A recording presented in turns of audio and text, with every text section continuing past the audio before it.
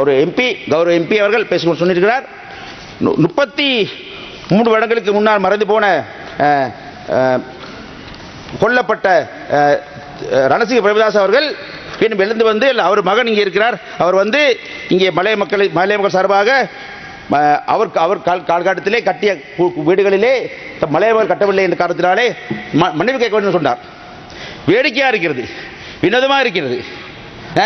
அப்படி பார்த்தால் அவர் கட்டிய அவர் கிராமோதய வீடுகள் மட்டும் கட்டவில்லை, அவர் ஆடை தொழிற்சாலை கட்டினார். அந்த தொழிற்சாலையில் நிறைய மலைய இளைஞர்கள் வேலை செய்கிறார்கள், வேறு விஷயம். ஆனால் இருந்தாலும் கூட அது கொலையான விஷயம். எங்களை பொறுத்தவரையில் இப்பொழுது நடக்கும் விஷயத்தை பாருங்கள். முதல்ல காணி கொள்கை, நான் காணி வழங்க வேண்டும் என்றாலோ வீடு கட்ட வேண்டும் என்றோ நாங்கள் உடனடியாக சொல்லவில்லை. அரசு இப்போது வந்திருக்கிறீர்கள், 3 மாதமாக இருக்கிறது, 6 மாதமாக இருக்கிறது, முடியாது. ஆனால் காணி கொள்கை என்னன்னு சொல்லுங்கள். நாங்கள் 7 பட்ஜெட் சொன்னோம், 10 பட்ஜெட் சொன்னோம், எத்தனை தருவீங்க சொல்லுங்கள். வீடு கட்டு காணி, அடுத்து வாழ்வாதார காணி இப்படி தருவீங்க சொல்லுங்கள். அது மட்டுமல்ல, கட்டும் வீடு தனி வீடா மாடி வீடான்னு சொல்லுங்கள். சொல்ல மாட்டேங்கிறீர்கள்.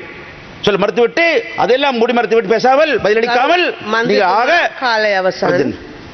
இருந்து கொண்டு நீங்கள் என்ன செய்கிறீர்கள் என்றால் 33 வருடத்துக்கு முன்னால் மறந்து போன ரணசிங்க பிரேமதாசை அழைத்து இழுத்து அவர் கேட்க வேண்டும் சொல்கிறீர்கள். வெக்கமாக இருக்கிறது, வேதனையாக இருக்கிறது. இப்படி செய்ய வேண்டாம்.